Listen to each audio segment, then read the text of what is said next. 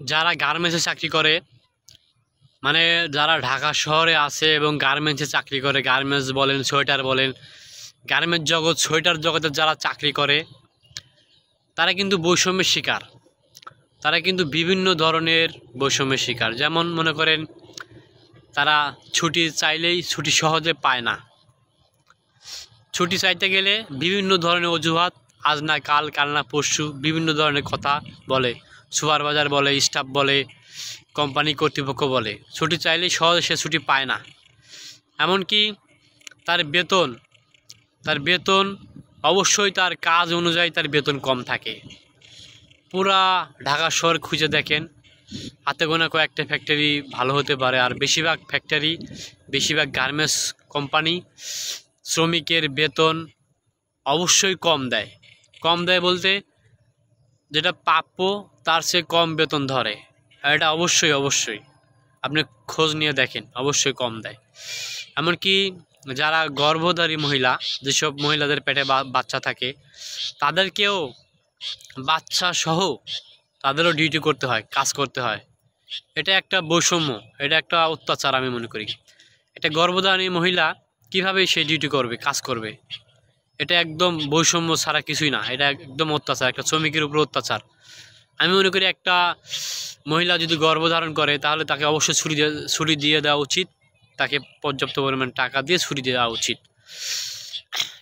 এমনকি শ্রমিকরা আরও অনেক ধরনের বৈষম্যের শিকার হয়।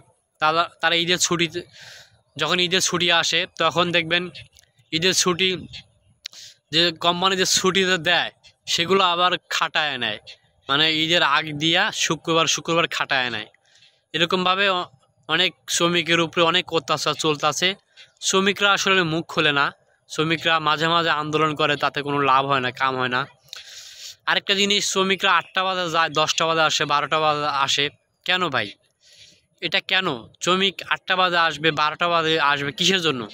8টা বাজে যাবে, রাত 12টা, রাত 10টা, রাত 8টা বাজে আসবে। এত সময় যদি একটা মানুষ ডিউটি করে, লাইটের নিচে থাকে, তাহলে তার শরীরে কি থাকে, কি বাকি থাকে কন?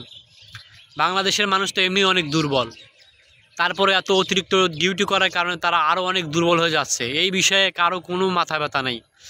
বাংলাদেশের যত শ্রমিক আছে তারা শারীরিকভাবে অনেক দুর্বল, তাদের শরীরে শক্তি নাই বললেই চলে। তারা যদি 2 মিনিট দৌড়ায়, তারা ক্লান্ত হয়ে যাবে, কারণ তারা এত পরিমাণে ডিউটি করে। আর বাংলাদেশের খাবার তো এখন পুষ্টিগুণ নাই বললেই চলে।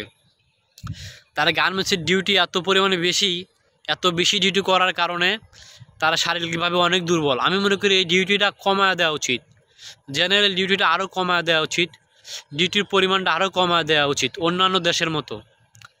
যাই হোক, ভিডিওটা আমি বেশি বড় করব না। আমি মনে করি বাংলাদেশে গার্মেন্টসের শ্রমিকদের অনেক বৈষম্যের শিকার হচ্ছে, তারা অনেক অত্যাচারের শিকার হচ্ছে, তারা সঠিক প্রাপ্যটা পাচ্ছে না। এই বিষয়ে আরও অনেক পরে কথা বলবো। আজকের মতো এখানে শেষ করে দিচ্ছি। সবাই ভালো থাকবেন, আল্লাহ হাফেজ।